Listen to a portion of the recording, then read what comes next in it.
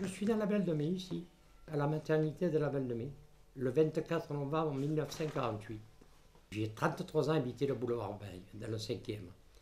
Après, on est parti à Pont de l'Étoile, j'ai habité Roquevert.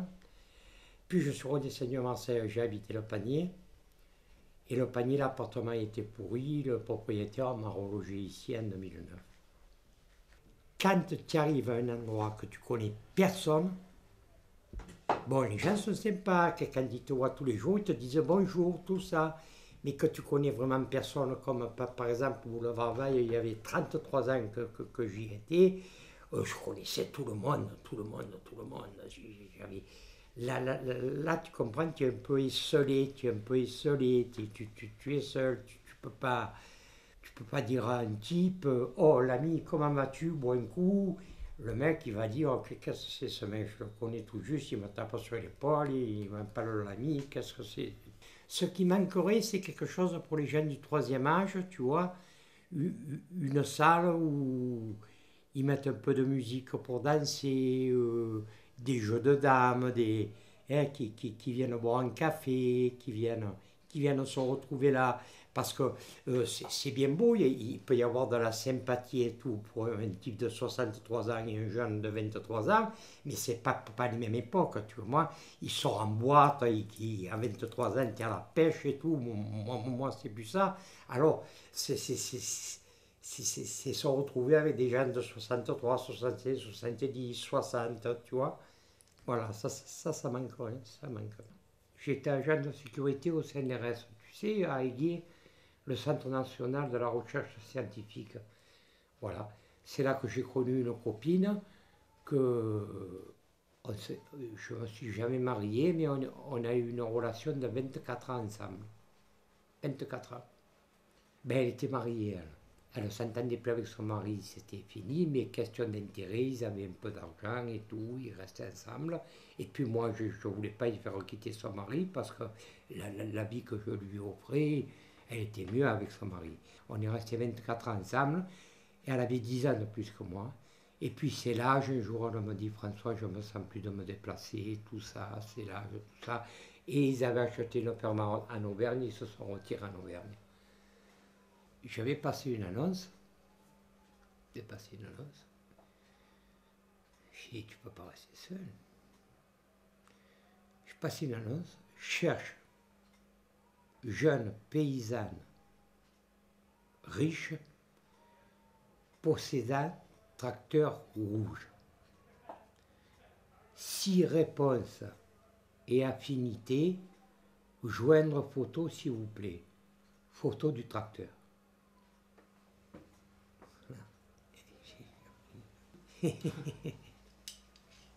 Si tu veux un café, toi, je ne t'ai pas proposé un café.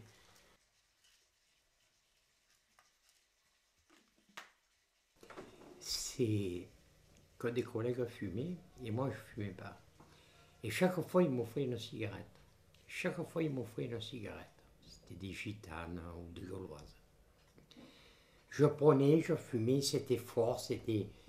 Mais je me suis dit dans ma tête, chaque fois, il t'offre, il t'offre, il t'offre. C'est un peu à toi d'offrir maintenant. Et j'ai acheté les premiers paquets pour leur offrir à eux aussi. Et petit à petit, il m'est venu l'habitude. Et voilà, je suis tombé dans le piège dans cet engrenage de la cigarette. Le docteur, il m'a dit, vous n'êtes pas asthmatique. Hein. Si je vous donne la ventoline, c'est la cigarette qui vous... Vous n'êtes pas asthmatique. Hein. C'est la cigarette. Et je suis le roi, excusez-moi, mais c'est pas grossier, le roi des connards, parce que je bois pas une goutte d'alcool. Je bois pas une goutte d'alcool. L'alcool alors. Et je suis dépendant de cette saloperie. Elle est plus forte que moi. Ça, c'est ma copine. Ça, c'est Sultan, celui qui avait 14 ans. Et ça, c'est Jason, celui que le refuge m'a volé.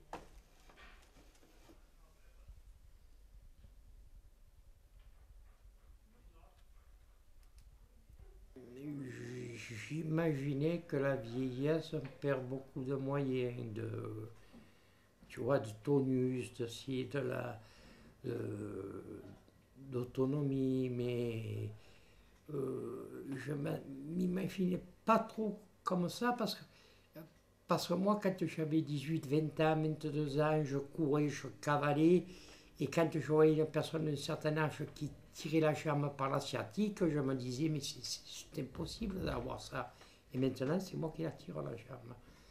Hein, alors voilà, tu vois, tu découvres des... Mais pour une personne âgée aussi, même pour un jeune, hein, il y a une chose qui est terrible, c'est la solitude. S'il est seul, la solitude. La solitude, c'est terrible, c'est un peu comme quand j'étais SDF, je n'avais plus rien que le néant devant moi. Alors, il vaut mieux avoir un ennemi à combattre, qui a un but, que le néant. J'avais plus rien, plus rien. J'avais plus rien. J'avais tout devant moi, mais rien ne m'appartenait, j'avais le néant. J'étais seul, sans toi, sans rien. Je comprends mieux la souffrance de quelqu'un. Je comprends mieux son désarroi. Je comprends mieux les gens en dépression. Je ne dis pas, oh, comme certains, il est pas, il est fou, il faut. Je comprends beaucoup plus qu'à une certaine époque. Ou à une certaine époque, j'allais danser, je jouais au ballon, je draguais, comme tout jeune, hein. Voilà, hein. Mais ça me trop me soucier. Là, maintenant, je regarde à l'étranger les catastrophes qu'il y a, ces pauvres gens qui sont dans le besoin, démunis de tout, la famine, le comment ça s'appelle, le Biafra. Le Biafra, je regardais les bébés biafrés qui venaient de naître, là qui avaient, ils étaient maigres comme tout dans les bras de leur mère. Et ils avaient 2 yeux ronds. Et ces yeux voulaient dire, pour moi, hein, je l'interprète comme ça, ces yeux qui regardaient disaient, aidez-nous, ou est-ce qu'on va mourir, ou est-ce que... Ils étaient là, plein désarroi. Et j'ai remarqué une chose. Jeune, ma mère m'a fait renfermer. Quand tu avais un petit jeune qui attendait sa mère ou sa tante et tout, dès que la porte s'ouvrait, c'était le regard, les yeux qui regardaient espérant que ce soit sa tante ou sa mère. Eh bien, au refuge, quand j'étais avec mon chien, c'est exactement pareil. Il y en a qui abandonnaient leur chien, et quand ils partaient, le chien, le regard, c'était pareil, le regard. Il suivait son maître jusqu'à la dernière seconde qu'il ne le voit plus, et dès qu'il entendait un bruit, il touchait même pas sa gamelle. Il regardait pour voir si c'était pas son maître qui revenait. Le regard, les yeux, le regard. Le regard. Quand il y a la joie ou la tristesse. Le regard. Qu'est-ce que je pourrais prendre encore?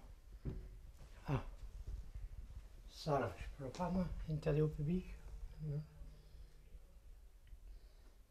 Ce que j'aimais, je ne l'ai plus jamais refait maintenant, mais ce que j'aimais, jeune, c'était une époque quand il pleuvait, mais pas torrent, hein, quand il pleuviotait comme ça, là, qu'il tombait quelques gouttes, la nuit surtout. Je me mettais l'imperméable, le parapluie, et j'aimais me balader dans les rues sous la pluie. Je pensais des fois à des trucs et tout, et j'aimais me balader comme ça. C'est drôle, ça me plaisait. Il y avait les réverbères allumés, ils sont reflétés par terre sur le sol mouillé. Ça faisait des étendues argentées, tu vois. C'était... Aux vallées du Midi, un seul chant montera cette nuit. Noël, c'est aussi dans la ville le cœur. J'étais derrière un platane avec un collègue et je chantais à l'américain. Mais je ne comprends pas l'américain, je chantais n'importe quoi, mais je chantais en rock, tu vois. Et un type est sorti, on n'avait pas bu, il était derrière le platane, il est sorti, il m'a dit, Jeanne, c'est pas mal ce que tu fais, je suis impresario. On va partir faire le tour de l'Europe. C'est l'été, on va faire l'Italie, l'Allemagne, l'Espagne, tout ça. Est-ce que tu veux chanter dans mon groupe? Alors j'ai dit, mais je ne suis pas chanteur, moi. Il me dit, mais je te paye des leçons, je te paye tout et on part. Mais je travaillais au PTT à cette époque-là. Je n'ai pas tout voulu plaquer pour partir comme ça.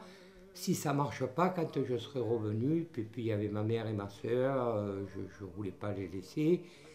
Mais si je sais ce qui m'attend après, l'internement, SDF et tout, mais je plaque tout, je m'en vais, hein, le mec, hein, je m'en vais.